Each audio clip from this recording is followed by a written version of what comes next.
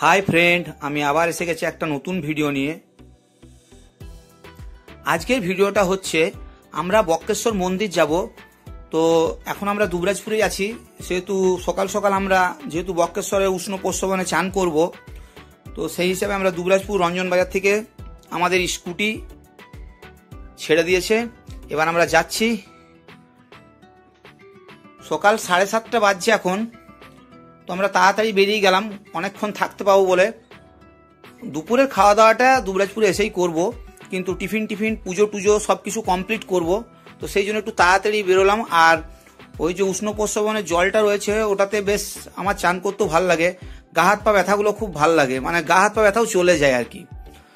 তো এখন আমরা দুবরাজপুরই শেষ করতে পারিনি, এই দুবরাজপুর শেষ হচ্ছে পণ্ডিতপুরের দিকে এগোচ্ছি আমরা। তো একটু পরে আমরা পণ্ডিতপুরের দিকে এগোবো। তো এখন এই ভিডিওগুলো আমি লাস্টে ছাড়ছি, মানে বেশ চার মাস মতন লেট হয়ে গেছে। এগুলো আমরা জানুয়ারিতে গেছিলাম। তো এই দেখো বক্রেশ্বরের মেন তোরণ দেখা যাচ্ছে, যে মেন গেটটা। তো এখন আমরা এইদিকেই ঢুকবো। আর এই দিকে আমরা ম্যাসাঞ্জোর, যেটা বাঁ দিকের ডান দিকের রাস্তাটা গেল, না সরি বাঁ দিকের রাস্তাটা গেল, সেটা ম্যাসাঞ্জোরের রাস্তা। এইদিকে ম্যাসাঞ্জোর যাওয়া যায়। তো এখন আমরা বক্রেশ্বরের ভিতরে প্রবেশ করে গেছি, মানে বক্রেশ্বরের যে গ্রামটা তার মধ্যে প্রবেশ করে গেছি। এক্ষুনি আমরা এখানে স্কুটিটা পার্কিং করব। পার্কিং চার্জ 10 টাকা নেয়। তো পার্কিং করব, তারপরে উষ্ণ প্রস্রবণে চান করতেও 10 টাকা করে, 3 জনের 30 টাকা। তো যাই হোক, টোটাল 40 টাকা দিয়ে আমরা ঢুকলাম। সামনে ঢুকতেই গাঁদা ফুলের বেশ বাগান করে রেখেছে, সাজিয়ে রেখেছে, খুব সুন্দর লাগছে। আর শীতকালটাই আমাদের বেশ ভালো লাগে, এদিক ওদিক ঘোরাও হয়। তো যখন দুবরাজপুর এসেইছি তখন বক্রেশ্বরটা কেন বাদ যায়। বক্রেশ্বর, পাহাড়েশ্বর এগুলো সবই এখানকার দেখা, বক্রেশ্বর ড্যাম এগুলো সবই, খাগেশ্বর সবই এগুলো দেখার এখানের জায়গা। তো এখন আমরা তোমাদেরকে একবার দেখিয়ে দিচ্ছি যে ছেলেদের যে স্নানের জায়গা, এটা এইগুলোতে কাপড় ছাড়ে আর কি, মানে চান করে মুছতে পারবে। আর এই দেখো, এটা হচ্ছে ছেলেদের যেখানে স্নান করে সেই জায়গাটা। আর আমি তোমাদেরকে আরেকবার দেখিয়ে দিলাম। আমি এখনো চান করিনি, একটু পরেই চান করব। তো তার আগে আমি তোমাদেরকে, কারণ যেহেতু চান করব মোবাইল রেকর্ডিং করতে পারবো না, আর দেবশ্রী ওখানে থাকবে, ও পাহারা দেবে, মোবাইল ঘড়ি এগুলো সব পাহাড় দেবে, জামা কাপড়গুলো। তো আমি আর অরিন এদিকে আসবো। এই দেখো শীতকালের দিনে তেল মালিশ হচ্ছে, ভালো করে তেল মেখে স্নান করতে হবে। অরিনও প্রিপারেশন নিচ্ছে, তো সবাই আমরা প্রিপারেশন নিচ্ছি। দেখো ভালো করে তেল মেখে এবার যাব আমরা বক্রেশ্বরের উষ্ণ প্রস্রবণে স্নান করতে। খুবই ভালো লাগে গরম জলটাতে। তোমরা বাইরের থেকে যারা দেখছো তারা অবশ্যই একবার বক্রেশ্বরের উষ্ণ প্রস্রবণ আসবে। খুব শীতকালে খুব সুন্দর লাগে। আর হ্যাঁ, গরমকালে অবশ্যই ভুলে এসো না, তাহলে ফসকা পড়ে যাবে। তো এই দেখো দেবশ্রীকে একবার আমি বললাম যে স্নান করছি, এটা তুলে দিতে। অরিন আর আমার দুজনাকেরই ভিডিওটা তুলে দিচ্ছে। তো সেই রকম বোঝা যাচ্ছে না, তোমরা বুঝতে পারছো কিনা একটু বলবে। ওইখানে আমি চান করছি। তো ফাইনালি আমার স্নান হয়ে গেল। এবার আমরা পুজো দিতে যাবো, কারণ স্নান করতে গিয়ে 1 ঘন্টার উপর মানে শেষ করে ফেলেছি। তো এবার তাড়াতাড়ি পুজো দিতে হবে, 10টার কাছাকাছি বেজে গেল। এবার আমরা মন্দিরের দিকে যাচ্ছি। আর দেবশ্রীর চান হয়ে গেছে, অরিন এখানে আরো লেট করছে। তো যাই হোক, এবার আমরা পুজো দিতেই যাব। তো যতবার আসি আমরা এই জায়গাটাতেই আমরা জামা কাপড়গুলোকে রাখি, এই বটবৃক্ষের নিচে। চারিদিকে বেশ আগে তো বাঁধানো ছিল না। তো এখন আমরা আবার যাচ্ছি। এইদিকে বিভিন্ন উষ্ণ প্রস্রবণের যে জলগুলো, মানে যেখানে যেখানে ওই ঝর্ণাটা ফুটে ওঠে সেই জায়গাগুলোকে বাউন্ডারি করে রাখা হয়েছে। এখান থেকে সাহা ইনস্টিটিউট অফ নিউক্লিয়ার ফিজিক্সের হিলিয়াম কালেক্ট করে, তারও একটা ল্যাব রয়েছে এখানে। তো সেটাও আমি দেখেছি এখানে। এবার আমরা একটু ফটো ভিডিও তুলে তোমাদেরকে চারিপাশটা দেখিয়ে এবার আমরা বেরিয়ে যাচ্ছি। মানে এটা বাউন্ডারি দেওয়া আছে, এখানে পয়সা দিয়ে ঢুকতে হয়। তো একবার বেরিয়ে গেলে আর এটা ঢুকতে দেবে না, তাই তোমাদেরকে একটু ভিডিওটা দেখিয়ে দিলাম ওদিকে। আর এই দেখো মন্দিরগুলো, ভোলে শঙ্করের মূর্তি, মানে বক্রেশ্বর ভোলে শঙ্করের অপর নাম। তো এই দেখো আমরা ঢুকে যাচ্ছি, এবার লাইনে দাঁড়াবো। এবার আমরা লাইনে দাঁড়াবো। এই দেখো, তো আমি আগে আগে যাচ্ছি। চটি যে দোকানে প্রসাদ নিয়েছিলাম, মানে মিষ্টি নিয়েছিলাম, সেইখানেই ফুল মালা ডালি যেটা নিয়েছিলাম সেটাই ওখানেই রেখেছি। তো আমরা যথারীতি লাইনে দিয়েছি। আমার পিছনে দেবশ্রী, অরিন সব রয়েছে। তো ভালোই ভিড় হয়েছে আজকে, বলবো না, বেশ ভালোই ভিড় হয়েছে, টাইম লাগছে। আর এখানকার আরেকটা জিনিস দেখলাম, এই পান্ডাদের যে ফ্যামিলিগুলো আছে না, তারা কিন্তু বিনা লাইনেই ঢুকে যাচ্ছে, মানে যেহেতু ওরা লোকাল প্লাস পান্ডা, তো পান্ডাদের ফ্যামিলি। তো আমি বারবার দেখছি ওরা আসছে আর এক গাদা করে লোক নিয়ে আসছে। তো ওইগুলো ওরা লাইন ফাইন দেয় না, তার জন্য আমাদের আর একটু দেরি হলো। তো এই দেখো ডালা নিয়ে রয়েছি, এবার যাই পুজো দেবো।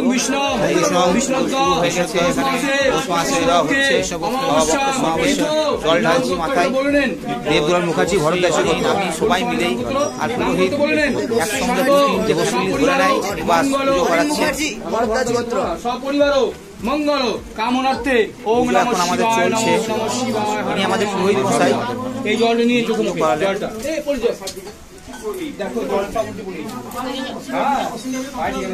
বস একটু যেন তাকাও করা হলো, যেন মালাটা পড়ি নাও। দেবশ্রী অরিন দুজনেই মালাটা পরিয়ে দিচ্ছেন বাবাকে। যাক, ভক্তি ঘরে আমাদের পুজোটা হলো, খুব ভালো লাগলো।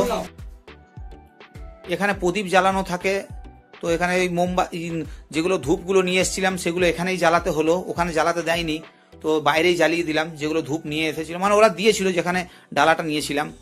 তো এবার আমরা চলে এলাম মা দুর্গার কাছে। তো এখানে এই যে মা দুর্গা রয়েছে, যেখানেই ভোলেনাথ সেখানেই মাতা পার্বতী। তো এখানেও এই যে মা দুর্গা। এই দেখো মায়ের পাদুকা দয়। তো এখানেও জল ঢালা হলো। আর দেবশ্রী এখানেও পুজো দিয়ে দিচ্ছে। পুরোহিত মশাই যা যা বলছে, যেমনভাবে নিয়ম রয়েছে সেগুলো আমরা যথারীতি মেনে সেইভাবেই পুজোটা হচ্ছে।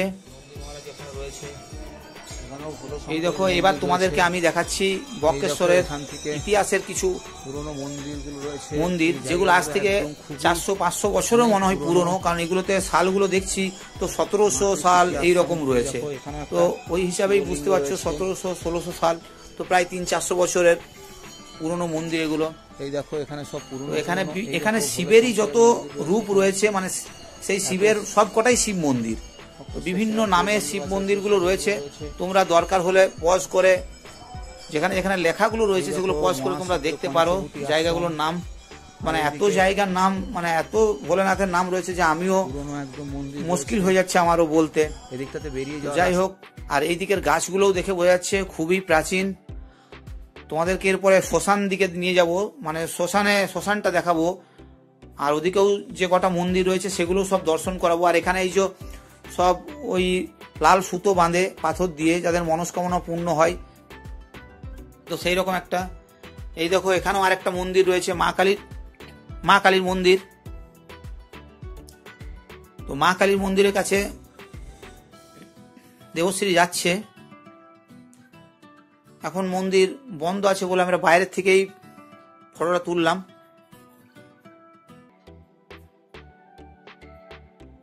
এবার আমরা এই দেখো তা মায়ের মন্দির, এবার আমরা যাব শ্মশানের দিকে। তো প্রথমে তার আগেই আমরা কিছু খাবার খেয়ে নিই, জল খাবার, কারণ প্রায় 11টা বাজতে চললো। তো জল খাবারে পুরি আর ঘুগনি ছিল, আর দেবশ্রী পুরি ঘুগনি না খেয়ে মুড়ি খাচ্ছে, মুড়ি আর বেগুনি। এবার আমরা চললাম, এই দেখো এইটা শ্মশান বক্রেশ্বরের।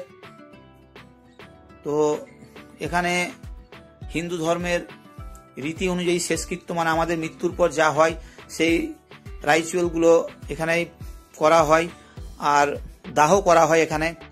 তো এই দেখো আমরা একটা মন্দিরে এসেছি, এখানে এটা শিবলিঙ্গ রয়েছে, এটা ক্রোয়েশিয়া থেকে এসছে। এখানকার একজন, মানে ক্রোয়েশিয়ার একজন ভদ্রলোক যার নাম মিস্টার পাইবাস, সেই পাইবাসই এটা এখানে এনেছেন। এটা ক্রোয়েশিয়া, মানে সমুদ্রের শ্বেত প্রবাল আছে, তো আমরা এর আগেও বার কয়েক এসেছি। এই দেখো ভোলে শঙ্করের শিবলিঙ্গ এখানেও রয়েছে। তো এই আশ্রমটা আমার খুবই ভালো লাগে। ফরেনার্স এখানে এসছে, আমি এর আগেও ফরেনার্সদেরকে দেখেছি এখানে। এই যে এখানে গেস্ট হাউস আছে, থাকার জায়গা, আর গাছে আম টাম সবই রয়েছে। তো কিছু করার নেই, লোভ লাগতেই পারে আমাদের যে একটা পেড়ে নিই, কিন্তু কোনো উপায় নেই। যাই হোক, বিনা আম পেড়েই আমরা মন্দির থেকে বেরোচ্ছি। তো জায়গাটা আমার খুব ভালো লাগে, প্রত্যেকবার যখনই আসি এইটা দেখি। অনেকে যারা আসে বক্রেশ্বর তারা এই দিকগুলো তো অনেকে জানেই না। প্রথম ফার্স্ট টাইম যখন আমিও আসতাম তখন আমি এই দিকগুলো জানতাম না, পরে জানতে পেরেছি। আবার এই দেখো রামকৃষ্ণ সারদা আশ্রমে আসছি, এখানে পরপর এরকম 2-3টে মন্দির রয়েছে। তো সারদা আশ্রম, এটা মা কালীর মন্দির, তোমাদেরকে দেখাচ্ছি একটু পরেই ডান সাইডে। আর ওটা ভোগ মন্দির আছে, ওই যে সামনের বিল্ডিংটা যেটা দেখতে পেলে প্রথমেই ঢুকতেই, এই দেখো মা কালী। এখানেও প্রসাদ খাওয়া হয়, তো বলতে হবে আগের থেকে, এগুলো বললে তবেই হবে। তো আমি তোমাদেরকে মন্দিরের ভিতরটা একটু ঘুরে দেখিয়ে দিচ্ছি। এখানে 40 টাকাতে ভোগ পাওয়া যায়। মানে আমি এখানে যিনি ভোগ রান্না করেন তাকে জিজ্ঞেস করছিলাম, তো যাই হোক সে বলল 40 টাকায় মায়ের ভোগ পাওয়া যায়, তবে আগের থেকে বলতে হবে। এই দেখো রাধা মাধব রয়েছে এখানে, রাধা মাধবকে আমি তোমাদেরকে দেখালাম। আবার একটা নতুন আশ্রমে চলে এলাম। এই দেখো এখানে আজকে আবার কীর্তন হচ্ছে, রুদ্রচণ্ডী মঠ। তো সব পরপরই এখানে রয়েছে। রামকৃষ্ণ আশ্রমটা দেখলে, রুদ্রচণ্ডী মঠ, আর ওইদিকে ভোলেনাথের যেটা আগে দেখালাম সামুদ্রিক প্রবাল দিয়ে ভোলে শঙ্করের যে মূর্তিটা সেটাও দেখালাম তোমাদেরকে। আর এই দেখো এখানে মা কালী রয়েছে, মা কালীর আজকে পুজো হচ্ছে এখানে, আর কীর্তনও হচ্ছে। আর এদিকে ভোলে শঙ্কর রয়েছে। তো বন্ধুরা, আজকের ভিডিওটা তোমাদের কেমন লাগলো তোমরা অবশ্যই কিন্তু কমেন্ট করে জানিও। আর আবার বলছি, চ্যানেলে নতুন হলে অবশ্যই চ্যানেলটা আমার সাবস্ক্রাইব করো। আর এই দেখো তোমাদেরকে মঠটা ভালো করে একবার দেখিয়ে দিলাম। আমার ভিডিওটা কেমন লাগলো অবশ্যই তোমরা লাইক কমেন্ট করো, আর প্লিজ বন্ধুদের মধ্যে শেয়ার করো, কারণ বুঝতেই পারছো অনেক কষ্ট করে ভিডিও বানাতে হয়। আর তোমাদেরকে আবার একবার বলছি, ভিডিওটা দেখার জন্য তোমাদেরকে অসংখ্য ধন্যবাদ।